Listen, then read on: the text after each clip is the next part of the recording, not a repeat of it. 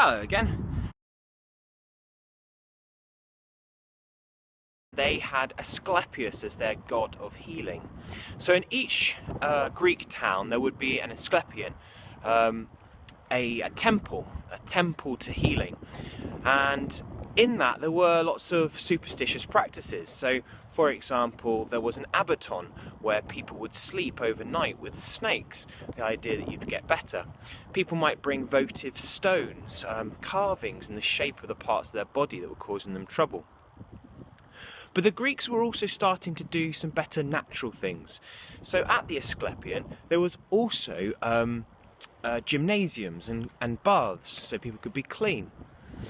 And one of the greatest things about the Greeks is that they encouraged people to look for natural causes. And the key person here was Hippocrates. Hippocrates said that doctors should look really carefully at their patients and observe them.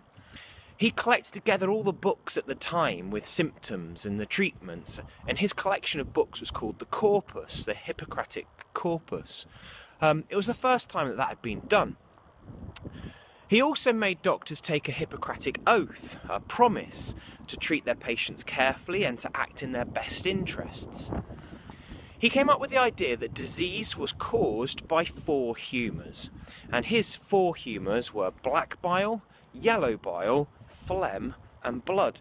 And the idea was that you got sick if you had too much or too little of one of those humours. He wasn't the only Greek thinker. Another important one was Aristotle. Aristotle was the person who first sort of recognised the importance of the heart and the brain in the body. And Aristotle thought that the heart heated up the body and the brain cooled it down.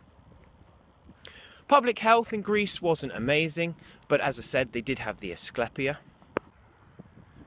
The greatest achievement of the Greeks was that they rejected supernatural explanations and instead looked to natural causes for disease.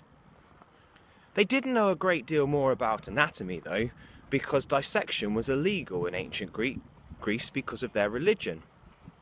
This did improve slightly when the Greeks conquered Alexandria in Egypt, where dissection had been allowed.